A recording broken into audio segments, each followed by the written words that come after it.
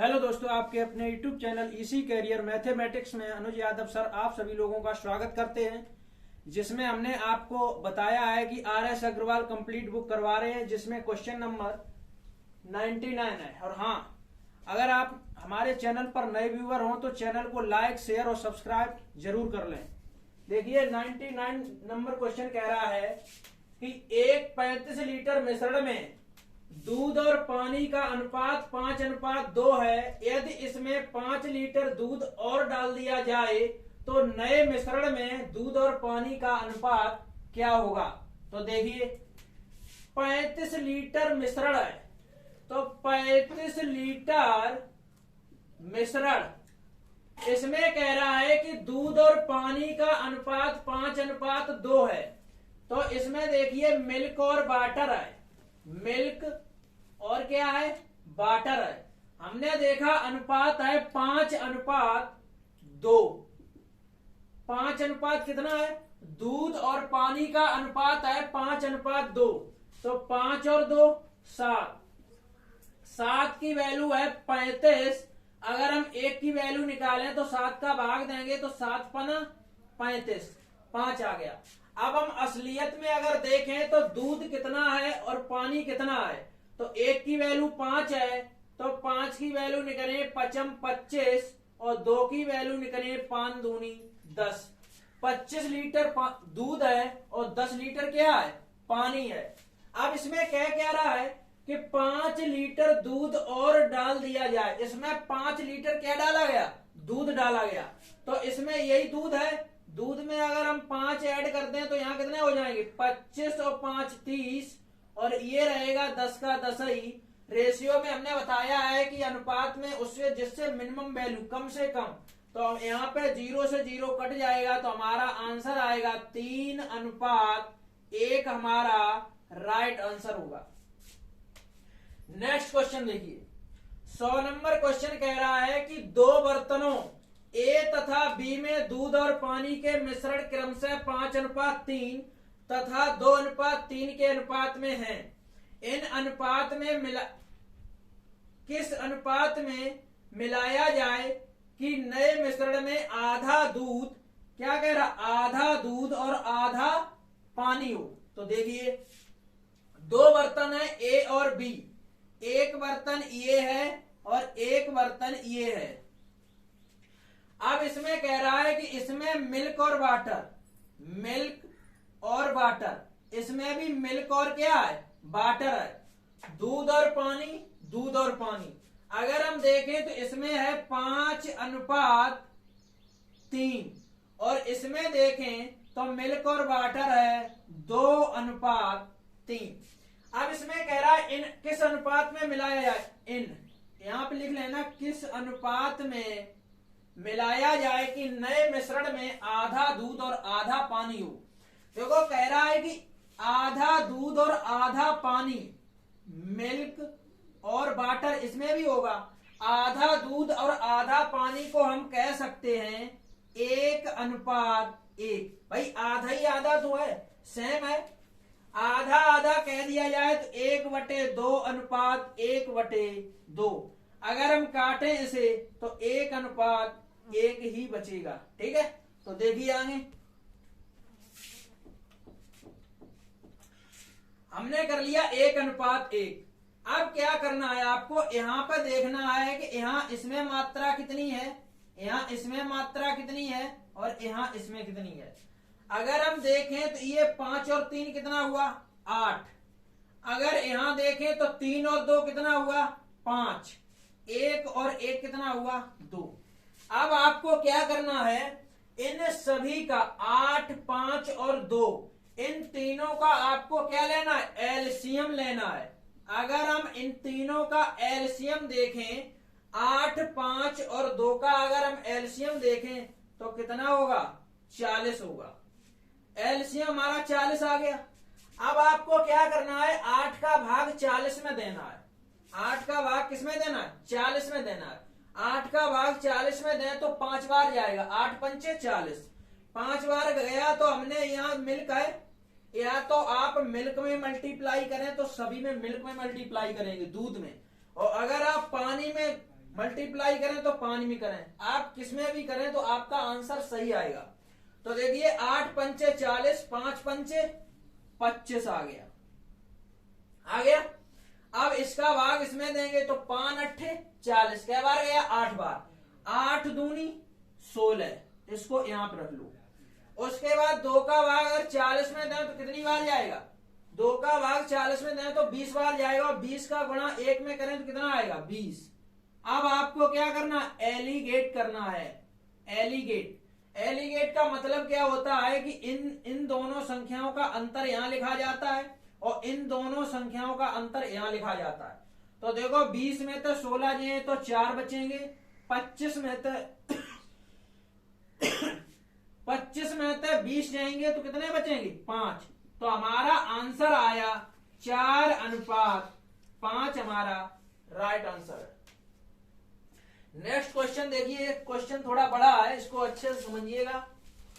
3 बराबर गिलासों में स्पिरिट तथा पानी के मिश्रण क्रम से 3:4, 4:5 तथा 5:6 के अनुपात में है। इन मिश्रणों को एक नए गिलास में उलट कर मिला दिया जाए तो नए मिश्रण में स्पिरिट तथा पानी का अनुपात क्या होगा। ये कह रहा है कि 3 बराबर गिलासों को एक नए बर्तन में उलट कर मिला दिया जाए तो दूध और स्पिरिट तथा पानी का अनुपात क्या होगा। तो देखिए सबसे पहले हमने 3 गिलास कर लिए, पहला, दूसरा और तीसरा। अब इसमें है क्या, स्पिरिट और पानी। स्पिरिट को ऐसे रिप्रेजेंट करते हैं, पानी को वाटर, ठीक है। इसमें भी स्पिरिट और वाटर, इसमें भी है स्पिरिट और वाटर। अब देखना थोड़ा, इसमें कह रहा है कि 3:4 है, इसमें कह रहा है कि 4:5 है, इसमें कह रहा है कि 5:6 है।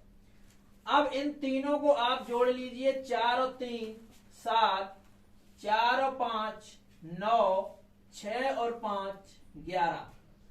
अब इसमें अब आपको क्या करना है, इन तीनों का निकालना है एलसीएम। एलसीएम कितना होगा, 11 99 96 63 की 3, 63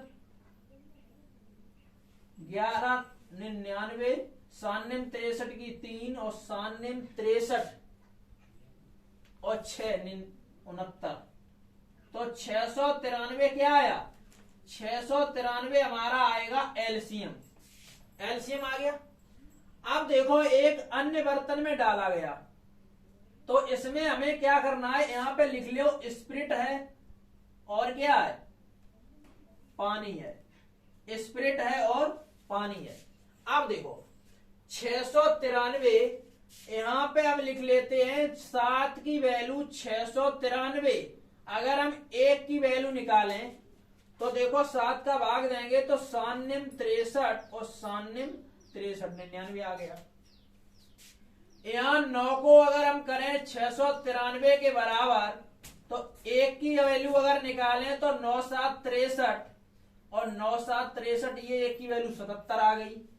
11 को हम करें 693 के बराबर, 1 की वैल्यू अगर निकालें तो 11 6 66 और 11 3 33 आ गया। तो इसमें अब आपको लिखना है स्पिरिट और वाटर। 1 की वैल्यू इसकी भी आ गई, इसकी भी आ गई, इसकी भी आ गई। अब देखो, अब ये 99 का गुणा स्पिरिट में करना है और 99 का गुणा किसमें करना है, पानी में करना है, वाटर में करना है। तो देखो अगर हम 3 का गुणा इसमें करें, 3 निम 27 की 7, 3 निम 27 और 2 कितने हुए 29, तो ये आ गया 297। अब 4 का गुणा 99 में करेंगे तो 4 निम 36 की 6 और 4 निम 36 और 3 39 आएगा। तो ये पहले वाले का आ गया। अब 1 की वैल्यू 77 है तो 4 का गुणा इसमें करेंगे तो 4 सत्ते 28 की 8, 4 सत्ते 28 और 2 कितने होंगे 30। अब इसमें करना है 5, 5 सत्ते 35 की 5, 5 सत्ते 35 और 3 हासिल 35 और 3 38। अब ये 63 आया तो 5 का गुणा इसमें करेंगे तो 5 5 या 15 की 5, 5 छक 30 और 1 31। 6 का गुणा इसमें करेंगे तो 6 तिया 18 और 6 छरंग 36 और 1 37। हमने क्या किया कि सबसे पहले इसका भाग दिया, 1 की वैल्यू निकाली तो स्प्रिट के सामने स्प्रिट को रखा और बाटर के सामने बाटर को रखा।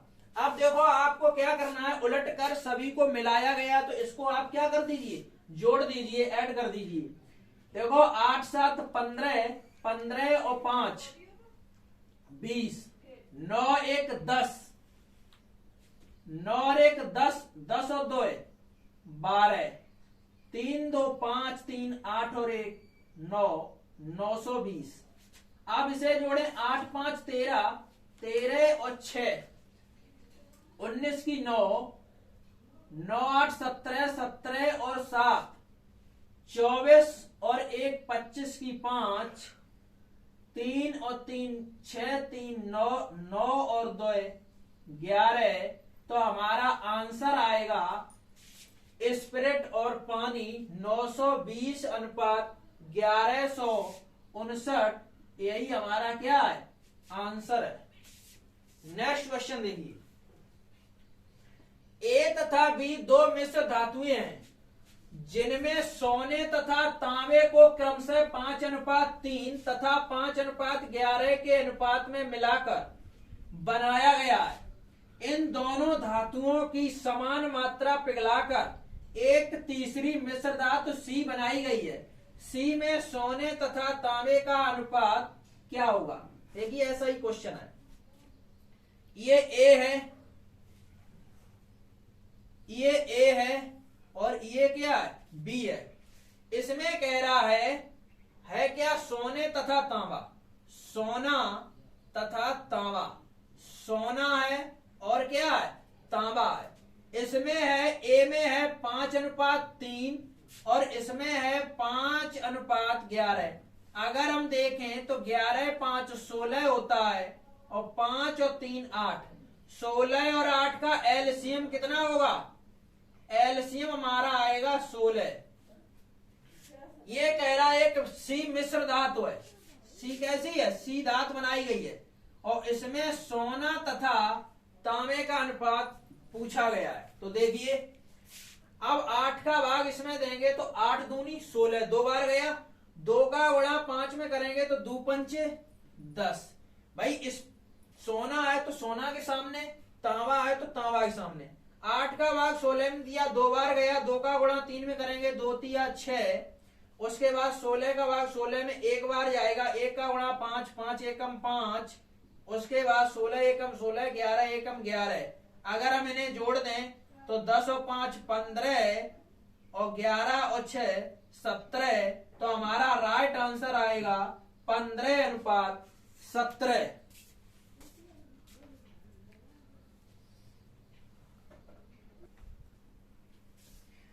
नेक्स्ट क्वेश्चन है 103 नंबर। सोना पानी से 19 गुना भारी है जबकि तांबा पानी से 9 गुना भारी है। इनको किस अनुपात में मिलाया जाए ताकि मिश्रण धातु पानी से 15 गुना भारी हो? तो देखिए सोना पानी से 19 गुना भारी है, 19, जबकि तांबा पानी से 9 गुना भारी है तो 9 रख लिया। और इनको किस अनुपात में मिलाया जाए, मिश्रण की बात कर रहा है। तो इन दोनों को मिश्रण अगर किया गया तो मिश्रण धातु पानी से 15 गुना भारी है तो 15 को बीच में रख लो, एलिगेट कर दे। अभी हमने आपको बताया कि एलिगेट किया जाए तो आपको इन दोनों संख्याओं का क्या लिखा जाता है, अंतर यहां लिखा जाता है। इन दोनों संख्याओं का अंतर यहां लिखा जाता है। तो 15 में तो 9 जाए तो कितने बचे, 6। और 19 में तो 15 जाएंगे तो कितने बचेंगे, 4। अगर इसे कट रहे तो काट दो। 2 तिया 6, 2 दूनी 4, तो हमारा आंसर होगा 3:2। नेक्स्ट क्वेश्चन देखिए, दिया गया है कि 24 कैरेट सोना शुद्ध सोना है, 18 कैरेट सोने में 3/4 भाग सोना है तथा 20 कैरेट सोने में 5/6 भाग सोना है। 18 कैरेट सोने में शुद्ध सोने का तथा 20 कैरेट सोने में शुद्ध सोने का क्या है? तो देखिए अनुपात क्या है। तो देखो ये 24 कैरेट है, 24, 18 कैरेट सोना है, किस अनुपात में होगा? ये कितना दिया? 20, तो 20 एलिगेट कर दे। 20 में से 18 जाएंगे 2, 24 में से 20 जाएंगे 4, कट रहे काट दे, 2 एकम 2, 2 दूनी 4, तो हमारा आंसर होगा 1:2 होगा शुद्ध सोने का अनुपात। नेक्स्ट क्वेश्चन 105 नंबर कह रहा है, श्री तथा श्रीमती गुप्ता का भार 7:8 के अनुपात में है तथा इनका कुल भार 120 किलोग्राम है। कुल भार कितना है? 120 किलोग्राम है। डाइटिंग कोर्स करने के बाद श्री गुप्ता का भार 6 किलोग्राम कम हो गया। डाइटिंग कोर्स करने के बाद श्री गुप्ता का भार 6 किलोग्राम कम हो गया तथा उसके भार का अनुपात 5:6 हो गया। श्रीमती गुप्ता का भार कितना कम हुआ?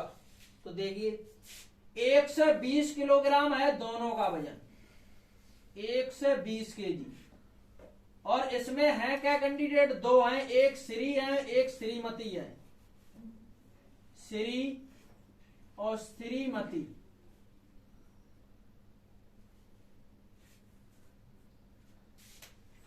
अब देखो इसमें कह रहा है कि इनका जो अनुपात है 7 कितना है? 8 है। तो इनका 7 है और श्रीमती का कितना है? 8। अगर हम इन दोनों का देखें तो 7 और 8 15, 15 की वैल्यू कितनी? 120 केजी। अगर 1 की वैल्यू निकालें तो 15 का भाग देंगे तो 15 8 120, कितना आ गया? 8। अब इनका हम वास्तविकता में देखें तो 1 की वैल्यू 8 है, अगर हम 7 की वैल्यू निकालें तो 8 7 56 और 8 की वैल्यू निकालें तो 8 8 64। तो इसमें श्री का जो वजन है वो 56 केजी है और श्रीमती का वजन कितना है? 64 किलोग्राम। अब इसमें देखो क्या कह रहा है कि श्री गुप्ता का भार 6 किलोग्राम कम हो गया। इनका भार कितना? 6 किलोग्राम अगर कम हो गया तो इनका वजन कितना रह गया? 50 केजी। कितना रह गया? 50 केजी रह गया श्री का भाग। अब इनका तो उतना ही रहा पूरा। आगे कह रहा है इनका अनुपात, भार का अनुपात 5:6 हो गया, तो यहाँ पे 5 श्री का और श्रीमती का 6। एक बात समझने वाली है कि इनका भार 50 किलोग्राम कम हो गया, वो ये बता रहा है, लेकिन श्रीमती का वजन नहीं उसने बताया कि कितना कम हुआ। तो ये गुप्ता जी हैं, इनका भाग 50 किलोग्राम है, तो 5 की वैल्यू कितनी आएगी? 50। 5 की वैल्यू 50 है, अगर हम 1 की वैल्यू निकालें तो 5 एकम 5 कितनी आएगी? 10। 1 की वैल्यू अगर 10 है, अगर हम 6 की वैल्यू निकालें तो 10 छिंग 60 केजी, 60 केजी हुआ। तो श्रीमती का जो वजन था 64 किलोग्राम था, 60 किलोग्राम रह गया। तो इन्होंने डाइटिंग कोर्स करने में कितना वजन कम किया? 4 किलोग्राम इन्होंने वजन कैसा कर लिया? कम कर लिया। यही हमारा क्या है? आंसर है। नेक्स्ट क्वेश्चन देखिए, एक हीरे का मूल्य उसके भार के वर्ग के अनुक्रमानुपाती है। एक हीरा 4 भागों में इस प्रकार टूटा कि उसके टुकड़े का भार 1:2:3:4 के अनुपात में था। यदि टूटने पर हीरे के मूल्य में 7,000 रुपए की हानि हुई हो तो मूल हीरे का मूल्य कितना था? देखिए एक हीरा था, इसके कितने टुकड़े दिए? 4। 1:2:3 3:4। अगर हम इनसे टोटल काउंट करें तो 4 4 3 7 2 9 और 1 10 10 हो गया। अब इसमें कह रहा है कि एक हीरे का मूल्य उसके भार के वर्ग के अनुक्रमानुपाती है। अगर वर्ग के अनुक्रमानुपाती है तो देखो, अगर हम देखें तो 10 का वर्ग कितना होगा 100। अगर हम इसका वर्ग करें तो 1 का वर्ग 1 ही होता है। 2 का वर्ग अगर करें तो 2 का वर्ग 4, 3 का वर्ग करें तो 3 तिया 9, 4 का वर्ग करें तो 16। अब क्या करना है, इसे हम टोटल काउंट करें तो 16 9 25 4 29 और 1 30। कितना हुआ 30 हुआ 30 हुआ। अब वो ये कह रहा है यदि टूटने पर हीरे के मूल्य में 7,000 रुपए की हानि हुई, ये टूटे हुए टुकड़े का मूल्य है और ये बिना टूटा हुआ, तो अगर हम देखें तो 100 था 30 रह गया तो कितने की हानि 70 की हानि। और वो कह रहा है 7,000 की हानि, तो 70 की वैल्यू 7,000। अगर हम 1 की वैल्यू निकालें तो 70 का भाग देंगे तो 70 एकम 70 100 आ गया। और उसमें वो कह क्या रहा है, मूल हीरे का मूल्य कितना था। तो देखिए 100 की वैल्यू अगर निकालनी है तो 2 जीरो इधर बढ़ेगी तो 2 जीरो इधर भी बढ़ेगी।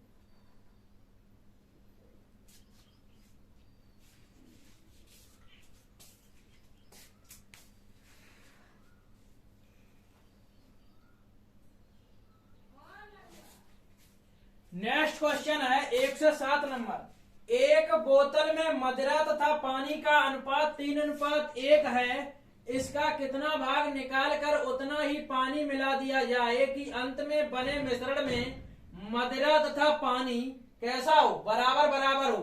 तो देखो, एक बोतल में मदिरा तथा पानी है, क्या है मदिरा है और क्या है पानी है। अब इसमें क्या कह रहा है 3:1 क्या अनुपात है 3:1 है। इसका कितना भाग निकालकर उतना ही पानी मिला दिया जाए कि अंत में बने मिश्रण में मदिरा तथा पानी कैसा हो, बराबर बराबर हो। बराबर बराबर का मतलब हम कह सकते हैं 1:1। भाई बराबर बराबर हो गया, 1:1 कैसा हो गया, बराबर बराबर हो गया। अब इसमें क्या है, बने मिश्रण में मदिरा तथा पानी का अनुपात बराबर बराबर हो, बराबर बराबर हो गया।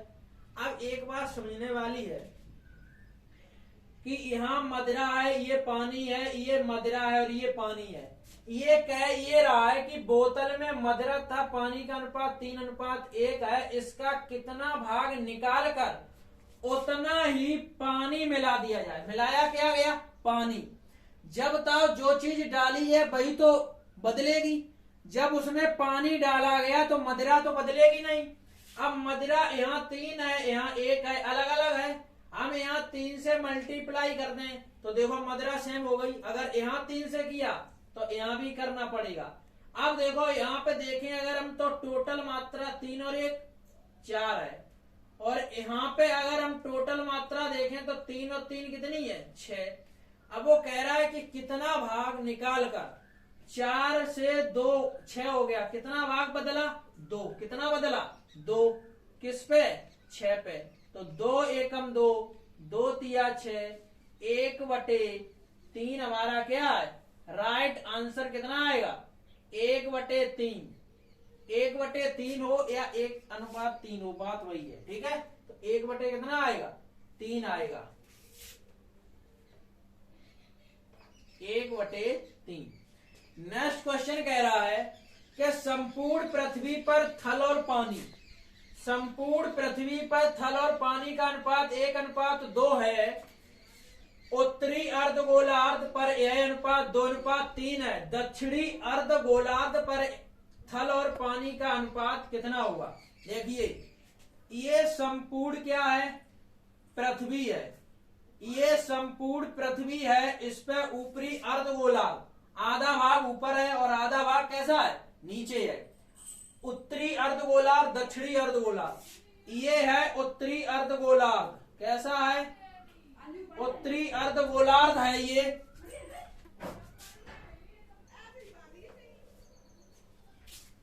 उत्तरी अर्धगोलार्ध और दक्षिणी अर्धगोलार्ध। तो ये उत्तरी अर्धगोलार्ध हो गया, इसको मान लो दक्षिणी अर्धगोलार्ध, यहां पे लिख लो दक्षिणी।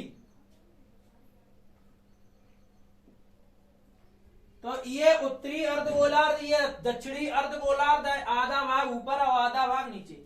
इसमें कह रहा है कि थल और पानी अनुपात कितना है, थल है और क्या है, पानी का जो अनुपात है वो 1 अनुपात कितना दिया, 2।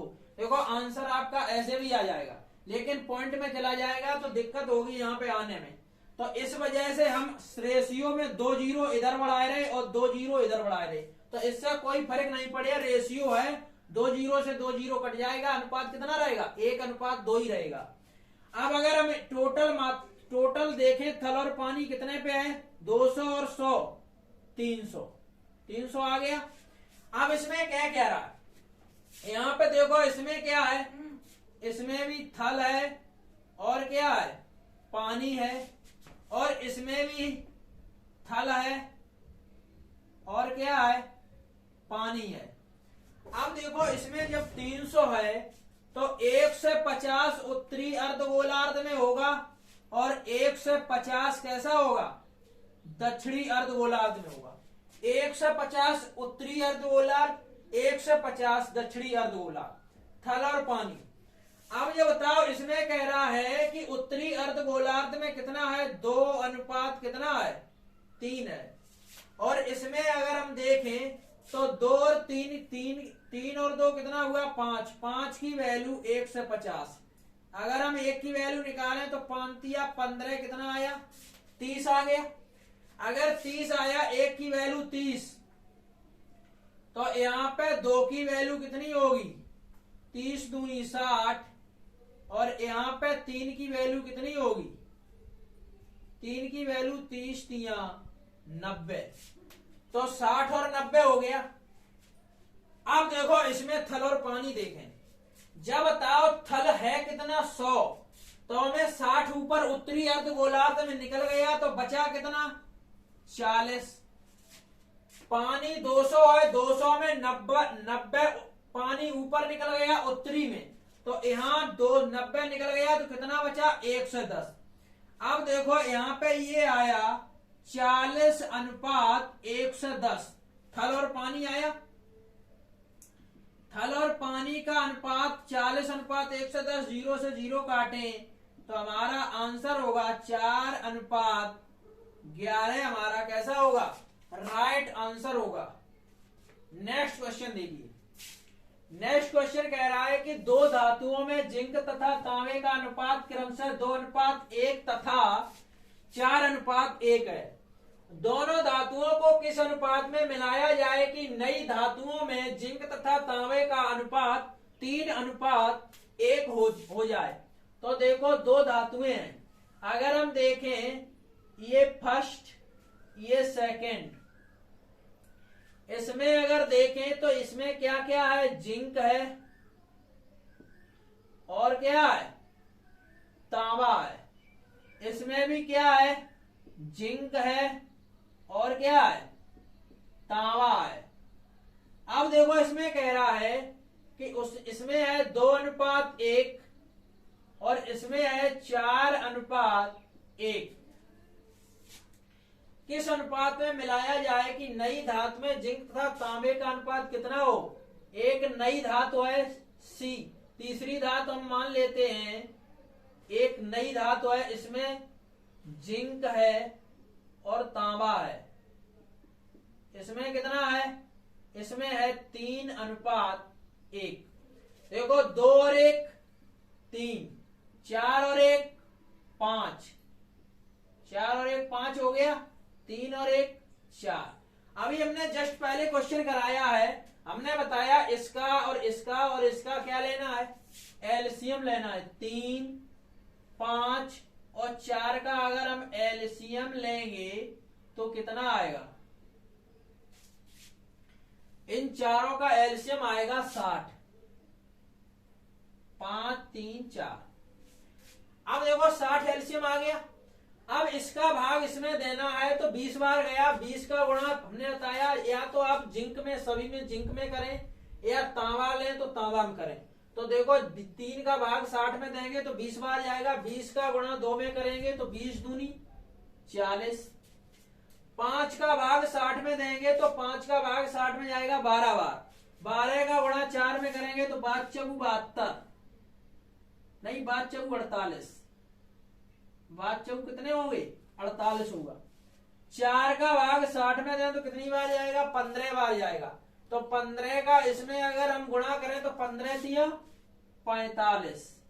एलिगेट करो, हमने बताया इसका अंतर यहाँ और इसका अंतर यहाँ, तो 48 में तो 5 जाए तो 3, 40 में तो 5 जाए तो 45 में तो 40 जाएंगे तो 5 बचेंगे, तो 3 अनुपात हमारा कितना अनुपात में, किस अनुपात में धातुओं को मिलाया जाएगा 3 अनुपात 5 में, हमारा राइट आंसर है। नेक्स्ट क्वेश्चन देखिए, एक धातु में तांबा तथा जिंक 9:4 के अनुपात में है, 24 किलोग्राम तांबे के साथ कितना जिंक पिघलाना होगा। तो देखो 24 किलोग्राम है, इसमें क्या क्या है, इसमें है जिंक और क्या है तांबा। जिंक और तांबा कह रहा है कि 9 अनुपात कितना है 4। अब इसमें कह रहा है कि 24 किलोग्राम तांबे के साथ 24 किलोग्राम, थोड़ा देखो इसको नहीं लिखना होगा, यहां पे लिखिए जिंक है और क्या है तांबा है, इसमें 9 अनुपात कितना है 4। 24 किलोग्राम तांबा है, 24 किलोग्राम क्या है तांबा है, तो 4 की वैल्यू 24, अगर हम 1 की वैल्यू निकालें तो 4 छिंग 24, 6 केजी आ गया। अब वो कह रहा है कितना जिंक पिघलाना होगा, 1 की वैल्यू 6 है, अगर हम 9 की वैल्यू निकालें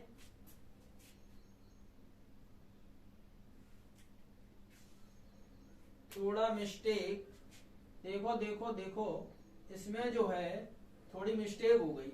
देखो तांबा है, हमने जिंक पहले लिख लिया, तांबा है और क्या है जिंक है, इसमें कह रहा है कि 9:4 है, 24 किलोग्राम तांबे के साथ, जब बताओ तांबा कितना है 24, तो 9 की वैल्यू 24, अगर हम 1 की वैल्यू निकालें तो 24/9, अगर हम इसमें भाग दें 3 तिया 9, 3 24, तो 1 की वैल्यू है 8/3 केजी आ गया।